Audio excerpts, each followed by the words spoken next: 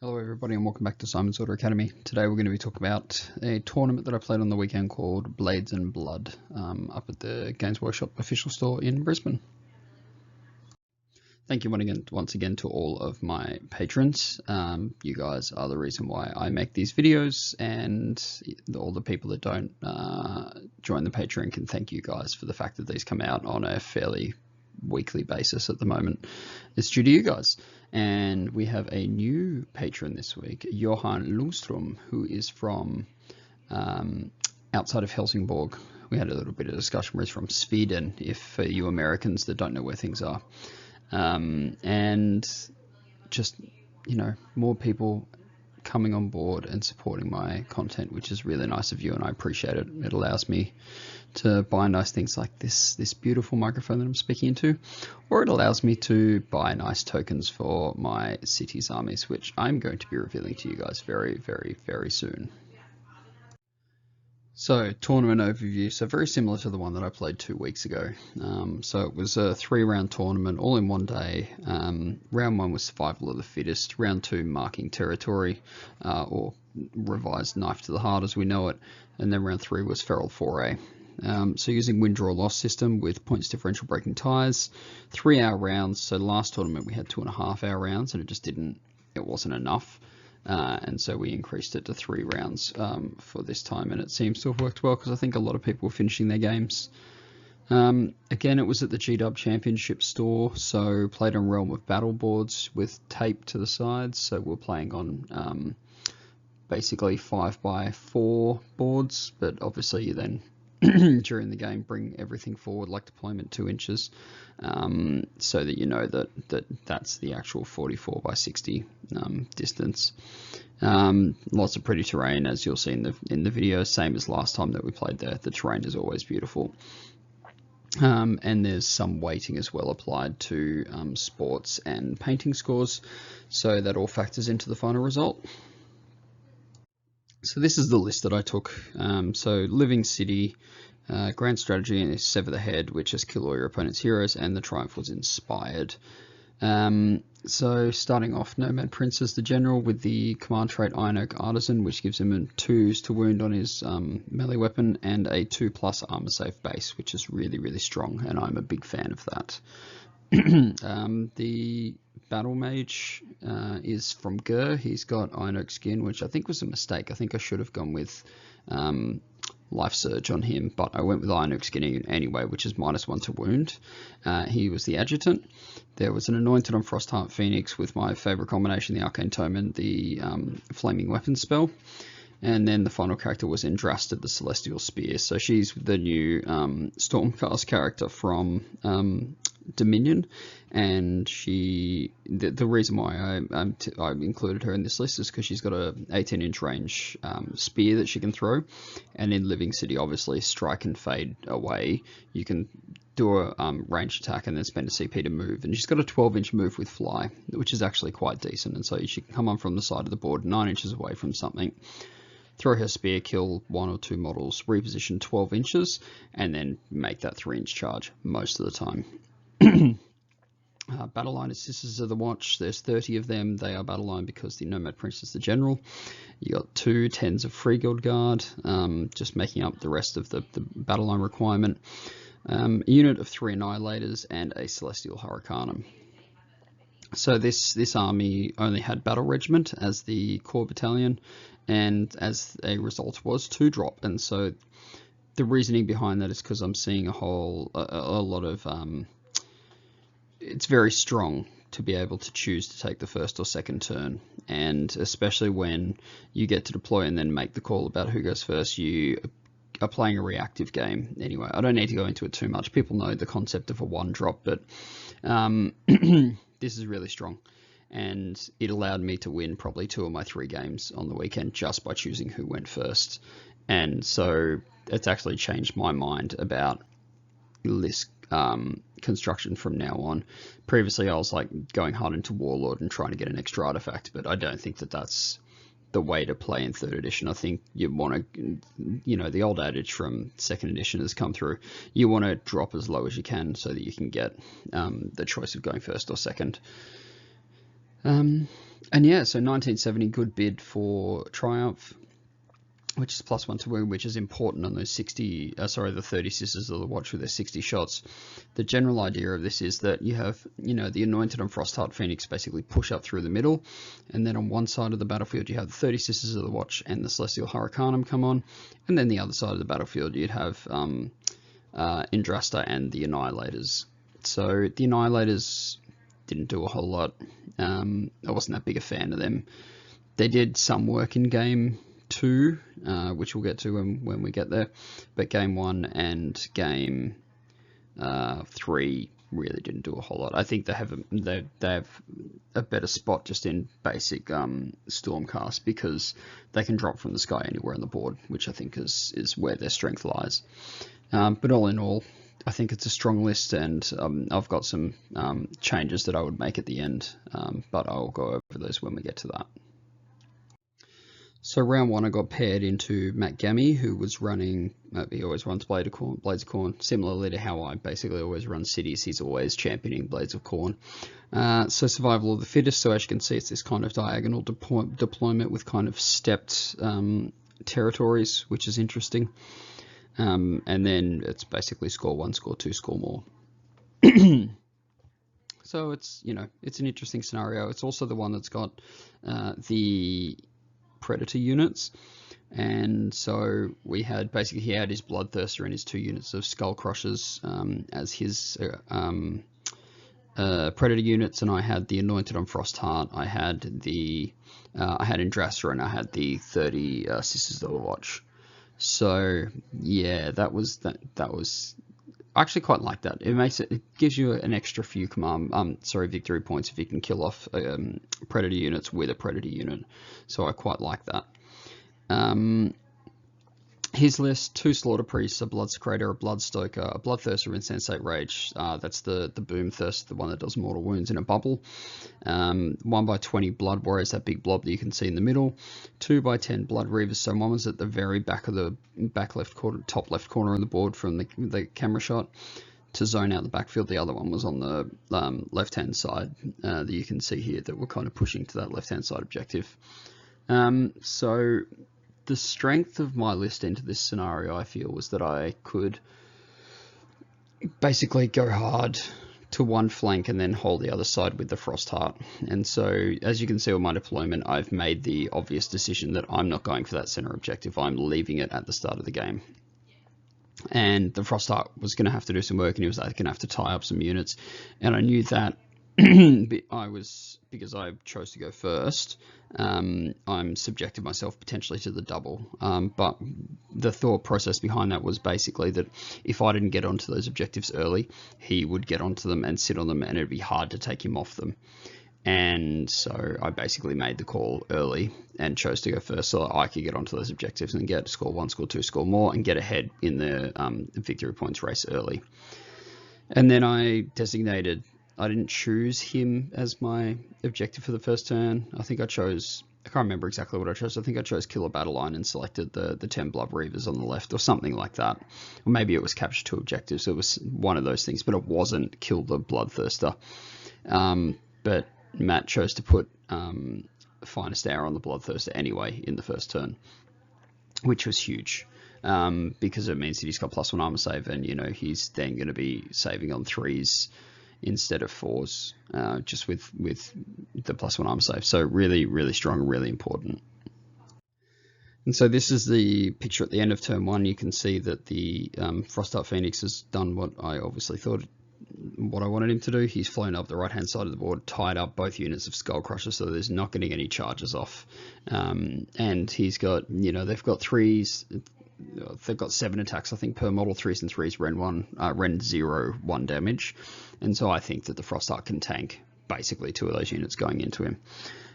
So he pushed up on the right hand turn 1, got into both those units. The General, the Battle Mage, and the 10 Free Guild Guard retinue were able to push onto that objective. So I then had 14 plus the Frostheart, so 19 models on that objective, and he basically couldn't get onto the objectives with enough models at that point. And then what that forced Matt to do was to retreat these 2 units out of combat, and so they couldn't retreat and charge. So he's basically wasting an entire, turn with these combat units, which is of course really strong. And then the Frostheart wouldn't be engaged, and so he could move wherever he wanted and then charge something else again. And so I think I locked them up the gross majority of the turns of the game. On the left flank, I don't have a photo of it, but the Sisters of the Watch, the Herohammer, and Indrasta, and the 3 Annihilators came on, tried to kill the Bloodthirster. I wasn't able to get enough shots on him to kill him. I think I left him on 3 wounds or something. And then I put shots into the Blood Reavers. Oh, excuse me. I put shots into the Blood Reavers on that side that weren't enraged of the Bloodthirster, killed them off.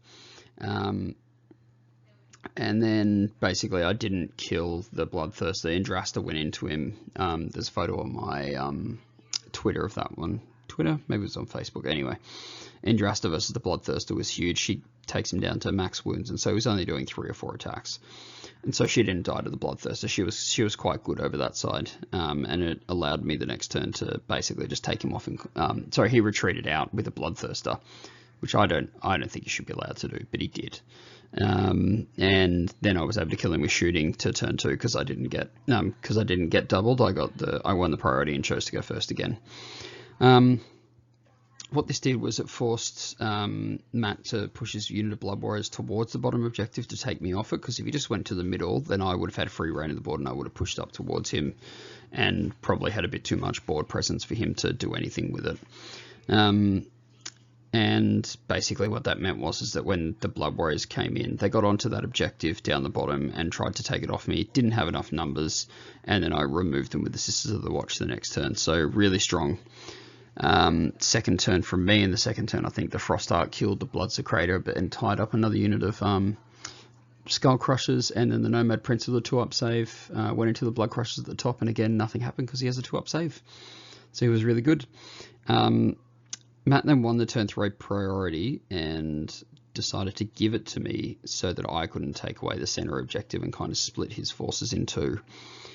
And I think this was a good choice. So he removed the bottom left objective of mine, meaning that my Sisters of the Watch, my Annihilators, my Herohammer, all that stuff had to push towards the center of the table. And so the turn 4 and 5 were basically a fight in the center. The final result of the game came down to 6 Skull Crushers charging into the Frostheart. He had 4 wounds remaining, but he didn't do enough, is basically the crux of the story. I'm pretty sure he had all that defense on him anyway. So 3-up armor saves and then 4-up after saves. I think he did a couple of, maybe did 1 or 2 mortal wounds on the charge, and then he was left on 1 wound at the end of it.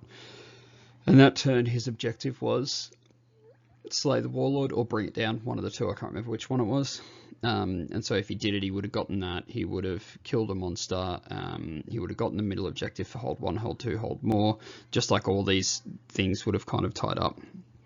And basically that would have brought it to a draw at the end of the game, and then we would have gone to secondary and tertiaries. We both had the same number of battle tactics, but I got my grand strategy and he didn't get his grand strategy because I wiped all of his battle line units. And so it would have been a minor victory to cities anyway, if he had killed the Frostheart Phoenix. But as you can see here, this was the state of the game at the end of the turn 5. You can see the Sisters of the Watch still down bottom left. Free Guild Guard, Annihilators, Hurricane and Frosty in the middle, and then I think he had 2 Blood Crushers left at the end of the game. But all I needed to do was basically capture that middle objective to win the game, and so I did that and took the game away. And I think it was a 25-19 victory first turn. So yeah, it was quite good that I got up first round, and Matt was a little bit disappointed at the end of this game, and he probably had every right to be, because I think that 6 charging Blood Crushers probably should kill a Frosty with 4 wounds left, but that's the swingy nature of board rolls, is that sometimes you just roll all your 4 pluses, and it's just and that's basically all she wrote. But unfortunately, fortunately for me, this game I rolled all my 4+. So round 2 was a rematch against Gary, who I played round 3 on Top Tables, the last tournament that we played at Games Workshop 2 weeks earlier, and pretty similar list. This time, I think it was in Petrifex last time as well, but I think he had more Mortex last time. Was it that? No, he had Stalkers, that's what it was. And this time he'd replaced the Stalkers with the Harbingers. And I'm not going to comment on that change. I don't know which one's better. I feel like Stalkers are better, but whatever. It is what it is.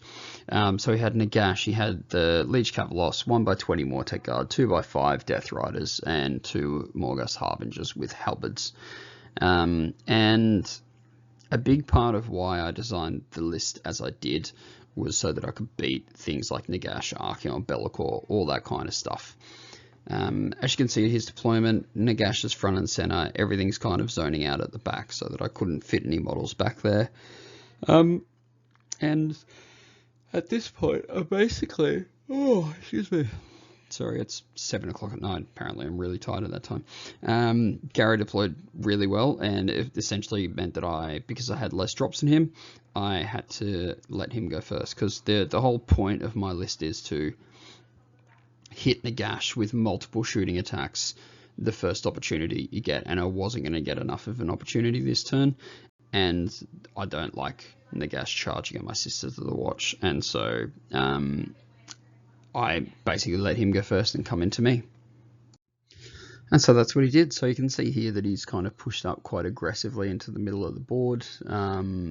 I kind of pseudo countered with the Frostart Phoenix first, and then brought on all my shooting units at the back, which were all within, most of them were in range. I think all of them were in range. I think I hit him with everything. I did hit him with everything. So basically the way that it worked is that I shot him with the Herohammer, 30 Sisters of the Watch, and Indrasta. And I don't think I ever needed to roll the second group of shots with the Sisters of the Watch, second group of 30, because the Herohammer did heaps of wounds, and the Indrasta popped him for 6 wounds, the first thing she did, and he didn't save any of them. So I think with the Herohammer and Indrasta, I think I'd already taken off 10 wounds, and then 30 shots from the Sisters of the Watch, hitting on 2s, wounding on 2s, and 6s on mortals. He's Nagash is in for a bad time, and so he got taken off first turn. That's 975 points of my opponent's army taken down by, what even is it? It's half of my army, 540, 840, 1040, 1070, so more than half. So that's what I had to commit to kill Nagash. All the time going to be worth it because I'm not actually trading with that stuff. And so then I put the Frostart Phoenix, you can see here, he was going to go into Nagash. I put him into the Liege Cavalos anyway, and just kind of held stuff off in the middle so that he couldn't push into me. One thing that I will note is that you see there's 5 Liege Cavalos over on the right. Sorry, not Liege Cavalos, Cavalos Death Riders on the right.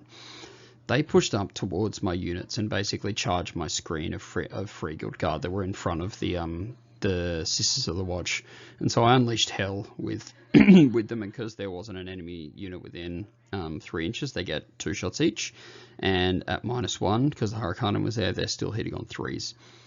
Really strong. So I got 60 shots, 3s and 3s, no rend, 1 damage, but 6 to 2 mortals, and wiped that entire unit of Cavalos Death Riders when they charge, and I'd wiped them with a stand and shoot. So it feels bad for Gary, but felt great for me. And then he took the first turn. He took the turn on round 3, which allowed me to remove an objective, because this scenario is a little bit silly and lets you do that for an auto win, basically. And so I took away objective number 1, which you can see up there next to the Cavalos Death Riders. And so I already held 2, and I just had to push onto the one that there were 20 Mortex on. And those 20 Mortex were already fighting against my 3 Annihilators and basically not doing a whole lot. And so I was able to push over there with my Frostart Phoenix and Indrasta and get into them in the same time, as you'll see in the next photo. And yeah, so this is kind of where it ended. So it was the Annihilators, Indrasta, and the Frostart Phoenix into the Mortec Guard. And at this point in time, he was out of relentless discipline points, and Mortegar that can't reroll their save rolls are very sad. And so I basically removed this entire unit off the table in that one round of combat, and that was all she wrote. Yeah, so I was quite happy with the victory. The list did what it was meant to against a big nasty like Nagash. I don't know how it basically stands up against Nagash if he's in Soul Blight, or against Archeon with rerolls to everything, and bleh, what a shit fucking combo of rules. But yeah, we'll see. It did what it was meant to do against this Nagash list, so I was quite happy with that. So round 3, I got to play against one of my patrons called Stavros. So he's one of the more recent ones. He's a local guy that plays here. He usually plays Nighthaunt. And one of the things that I told him I said to him in passing at a previous tournament was that, Stavros, I reckon if you played a decent army, you'd actually win a lot more. Because he was playing Nighthaunt previously. But you can often tell with people that they're going to be good at a game competitively when they've got the basics down pat, and Stav definitely has the basics down pat. And so he's taken a different army. He's taken an arguably more competitive army in Slaves of Darkness, and then he's 2-0 day one. Who'd have thought? So yeah, the scenario was Feral Foray, the one where you can burn one of the objectives at the end of the turn if you're within an inch of it.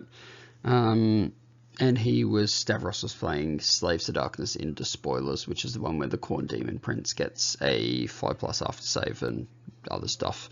So he had Be'lakor, he had the Khorne Demon Prince General, he had Chaos Lord on Karkadrak, 2x5 Marauder Horsemen, 1x10 Chaos Warriors, 1x5 Chaos Knights, 2x1 Fomeroid Crushers, and 1x2 Gorbeast Chariots, and 6 Furies. So the Crushers are interesting because they're monsters. If you run the first turn and you end them within 3 inches of each other and Be'lakor, then you get an extra +1 for monstrous advance or whatever it's called. It's interesting. It's an interesting combo.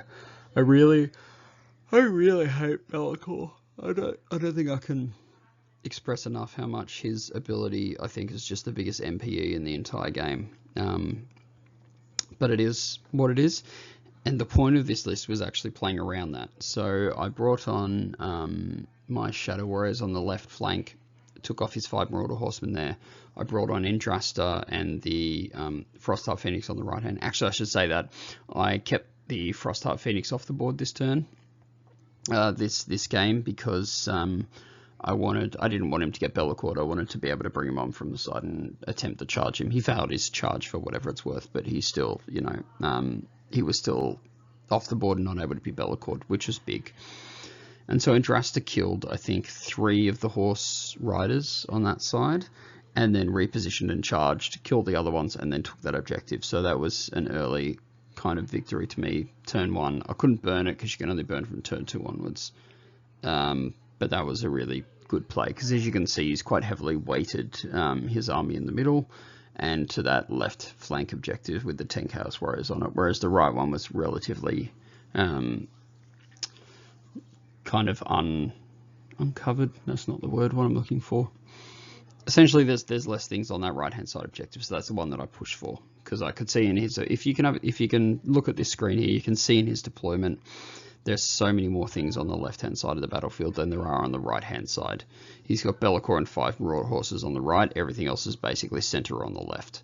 And so I pushed towards the left one, to the right one with Indrasta and the Frostheart Phoenix, which was good. And then we got into a scrap on that objective, which is on the next slide. I lied. I had the photo here. This is a different thing. This is when he got off his Mask of Darkness turn 1 with a 6/6, so I couldn't unbind it. And he put the 2 Gorbeast Chariots into the 10 Freakle Guard, the Nomad Prince, which is actually quite interesting. The Nomad Prince with the 12 armor save, he rolled a 1 to do a mortal wound to him, which was nice. And then the Nomad Prince proceeded to just absolutely whoop the Chariots. He's an absolute... I wouldn't say he's an absolute beast. He's a little legend, 3s to hit, 2s to wound, rend 1, damage 2, and you can all out attack him to make him, 2s to hit, 2s to wound. So I actually quite like him. He's quite fun. And then, yeah, on that right-hand flank, the big fight between Indrasta and the Anointed on Be'lakor. I killed Be'lakor, I think, at the bottom of turn 2, and then I burnt that objective at the bottom of turn 2 because I got the second turn 2. The Nomad Prince was a legend, but then the Corn Demon Prince rolled a couple of 6s to hit and did 4 mortal wounds to him and killed him, which was quite sad. Turn 3, 4, and 5, I burnt an objective each turn. Stavros didn't burn any of mine, he just wasn't able to get onto them, and so that was basically the game at that point. The double flanking maneuver that I like playing went really well this game. The Sisters of the Watch on the left got Be'lakor. I can't remember what his ability's called. Is it Master of Darkness, maybe? Sounds about right. And they couldn't move turn 2, and they could move turn 3, but they couldn't. Oh no, but I ran them turn 3 just to try and get them closer to the top left objective. And then turn 4, they removed the Chaos Warriors, and that was basically it. So yeah, the bloody Be'lakor. Be'lakor has a choice against my list. He either does the Sisters of the Watch Indrasta or the Frostheart Phoenix, and this game he chose to do the Shadow Warrior, the Sisters of the Watch, which is probably not a horrible choice. But because he didn't do it on the Frostheart Phoenix, I couldn't. I could push basically onto Be'lakor and onto the objective and take that off him on that side and burn it. So that was actually quite clutch. But yeah, the game was basically over again. End of turn 3 because I'd taken off most of the big threat pieces, and he just had a Demon Prince in the middle, just doing blood slick ground every turn, which was really, really annoying. Here's the picture. I promised you a picture of Be'lakor and fighting Indrasta and the Frostheart Phoenix, so this is it. Just because the end of the game, there was literally no Slaves to Darkness models on the board, except for he retreated 2 of his... he had Chaos Knights in combat with me, and his secondary... his grand strategy was hold the line, and so I didn't kill them in my turn, and he retreated them out in his turn to stop me, to stop me from denying his grand strategy, which I thought was really smart. And so, yeah, that was a good idea, Stavros. That's a good tactic to use, and a good reason why you should play your games out for 5 turns, because you can deny your opponent, or you can score yourself rather 3 victory points via the grand strategy at the very end.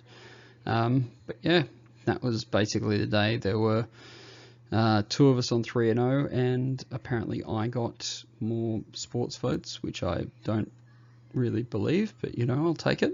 And I got the victory. So it's obviously a lot more difficult to kind of reflect on how you went when you win all of your games. But overall thoughts about the list. So I went with Sever the Head to test myself. I could obviously just do Hold the Line. Sisters of the Watch didn't die.